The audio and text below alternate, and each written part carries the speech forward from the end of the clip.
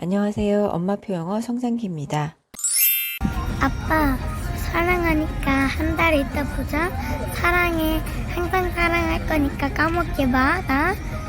그리고 아빠 집에 오면 나 많이 뽀뽀해주고 안아줄게. 사랑해. 위 세 가지로 어찌 보면 말레이시아 한 달 살기 목적과 계획이 달라질 수 있습니다. 안녕하세요. 엄마표 영어 성장기 예림마입니다. 요즘 블로그 통계를 살펴보면 여름방학 막바지인데도 말레이시아 한 달 살기 검색을 하고 들어오시는 분들이 꽤 되십니다. 이번 겨울방학에 한 달 살기 계획하고 계신 분들이 많다는 증거겠죠. 지난번 영상에서는 첫 해외 한 달 살기 말레이시아의 장점을 소개해 드렸었는데요. 호응이 참 좋았습니다. 그래서 이번에 두 번째로 준비한 것은 한 달 살기의 목적에 관한 것입니다. 보통 영어권 나라에서 해외 한 달 살기는 그 목적을 분명히 하셔야 하는데요. 그래야 숙박 위치부터 하루하루 일정을 계획하실 수 있기 때문입니다. 그럼 이쯤에서 많이들 궁금해 하시죠.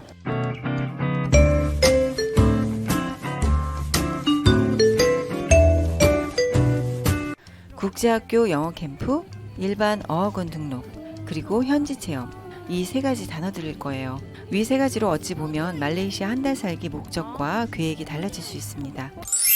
국제학교 영어 캠프와 어학원 등록을 목적으로 말레이시아 한 달 살기를 하시는 경우는 시간과 장소에 매일 수밖에 없습니다.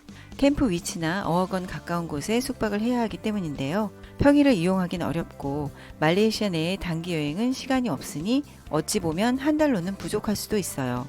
국제학교 영어 캠프의 경우 유학원을 통해서 등록하시는 것이 일반적입니다. 그리고 캠프 비용만 230만 원 이상이 발생합니다. 일단 비용 면에서 부담이 되죠. 그렇다고 한들 한 달 동안의 국제학교 캠프가 아이에게 얼마나 영어에 도움이 될까요? 가성비를 좀 생각해 보셔야 할 것 같고요. 유학원을 통하다 보니 한국 아이들의 비율이 높을 수밖에 없습니다. 실제 다녀오셨던 분들의 얘기를 들어보면 영어가 아니라 한국인 친구와 한국말만 늘어서 왔다 라는 비관적인 리뷰들이 있습니다. 그럼 일반 어학원 등록은 어떨까요?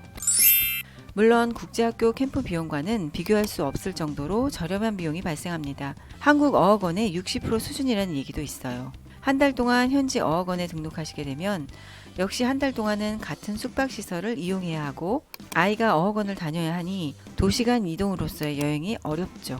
현지 체험도 시간이 맞지 않아서 못하는 경우가 생길 수밖에 없고요. 한 달 살기도 하면서 영어의 루틴도 놓치고 싶지 않다고 생각하실 때 어학원 이용은 나쁘지 않지만 한 달 동안 어학원을 통한 영어 기대치가 너무 높으실 때에는 권해드리지 않습니다. 또 여기에 어학원 역시 한국인의 비율이 높을 수밖에 없어요. 영어 레벨도 들쑥날쑥이어서 만족도가 떨어진다는 말씀들도 직접 들었습니다.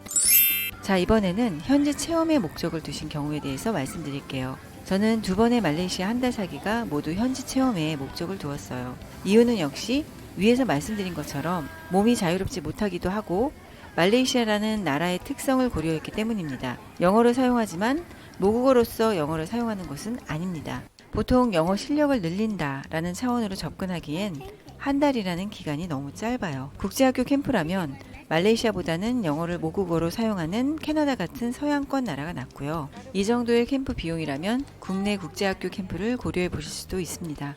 돌이켜보면 한 달이라는 시간 동안 현지 체험이나 단기 여행을 통해서 영어에 자연스럽게 노출시킬 수 있는 기회들이 많았고요. 무엇보다도 현지에서 다양한 상황에 부딪히면서 배워가는 경험들이 단순히 캠프나 어학원보다 더 값진 시간이었다고 생각을 합니다. 영어는 요즘 비대면 교육 시대가 활짝 열렸습니다. 몸이 자유로운 한 달 살기의 목적을 두고 저녁에는 숙소로 돌아와 패드나 노트북만 있으면 얼마든지 원어민에게 영어 교육을 받을 수 있어요. 또 옵션으로 현지에서 영어나 수영 등을 위해서 말레이시안 선생님을 고용해 보실 수도 있고요. 한국인이 많이 몰리는 곳에서 영어가 향상되기는 어렵죠. 제가 머물던 곳들에서는 한국 사람을 거의 만나지 못했습니다. 그럼 현지에서 제가 했던 체험을 소개해 볼 텐데요. 이 체험들만 해도 영어에 자연스럽게 노출될 수 있는 영어적 환경이 됩니다. 하지만 아셔야 할 것은 아이의 기초 영어는 한국에서 확실히 해두시고 듣고 말하는 수준, 즉 써먹는 영어로서의 말레이시아 한 달 살기를 권해드립니다. 한국만큼 영어 교육시키기 편한 곳은 없습니다. 엄마표 영어가 있으니까요. 말레이시아에서는 외부적으로 공식적으로 영어를 사용합니다. 그래서 체험으로 방문하는 곳들에서는 영어로 설명을 하고 있죠. 10가지 리스트를 뽑아봤는데요.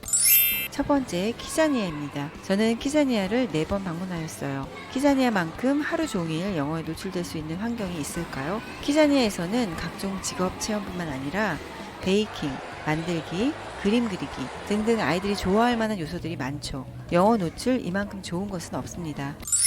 두 번째는 사이언스 과학관입니다. 사이언스 과학관은 쿠알라룸푸르 중심지 KLCC 수리아몰에 있는데요. 단순히 혼자 놀고 오는 곳이 아니에요. 매일 과학쇼부터 지나다니는 곳마다 실제 과학 실험을 보여주는 곳들이 있는데 전부 영어로만 설명을 합니다. 말레이시아 한 달 살기에서는 필수로 들러봐야 하는 곳이죠.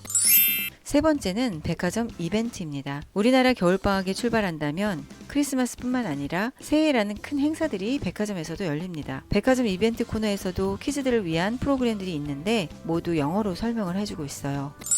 네 번째는 초콜릿 만들기와 크래프트 샵들입니다. 저는 현지에서 직접 초콜릿 팩토리에 들려서 초콜릿 만들기 DIY를 신청했었는데요. 초콜릿 만드는 2시간 동안 1대1로 영어로 설명을 해주고 만들어진 초콜릿 선물도 주니 아이가 무척 좋아했었습니다. 다섯 번째는 전통 체험 바틱. 그리고 그림 그리기입니다. 말레이시아는 바틱이라는 것이 유명합니다. 이뿐만 아니라 그림 그리는 아트샵도 많은 편인데 현지에서든 한국에서든 예약을 하고 가시면 스케줄에 맞게 체험을 해보실 수 있고 모두 영어로 설명이 곁들여집니다. 여섯 번째는 DIY 도자기 스튜디오입니다. 한 달 살기를 하면 시간에 여유가 있어도 좋죠. 한국에서는 공부 때문에 못했던 체험들을 하나둘씩 해보기 좋아요. DIY 도자기 스튜디오에서 두어 시간 영어로 노출될 수 있습니다. 일곱 번째는 베이킹 스튜디오입니다. 말레이시아 조호바루에서 유명한 베이킹샵에 들렀었는데요. 케이크나 빵 등 메뉴를 직접 선택할 수 있고 모든 설명은 영어로 되어 있어요. 한국보다 더 편리했던 것 같고 결과물이 있으니 더 즐거운 체험이 되었죠.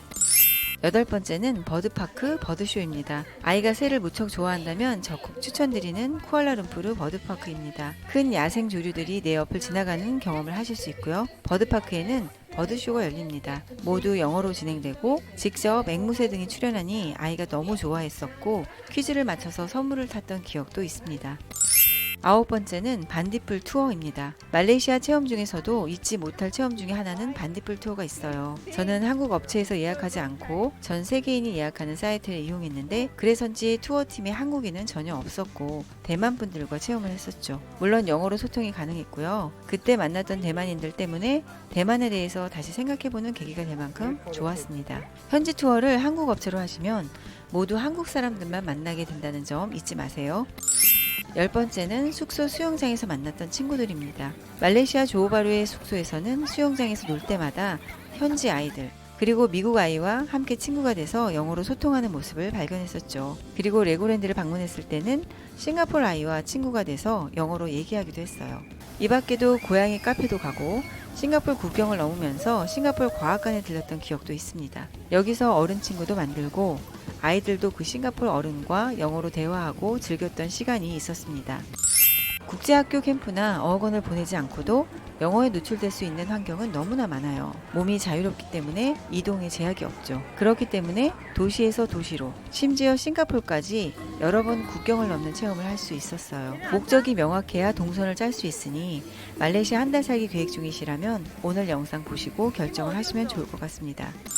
세 번째 영상에서는 구체적으로 비행기부터 숙소 예약 팁, 기타 체험 예약과 안전한 여행을 위해서 제가 선택했던 방법 등을 소개해 드리도록 하겠습니다. 오늘 영상 도움이 되셨으면 좋겠습니다. 감사합니다.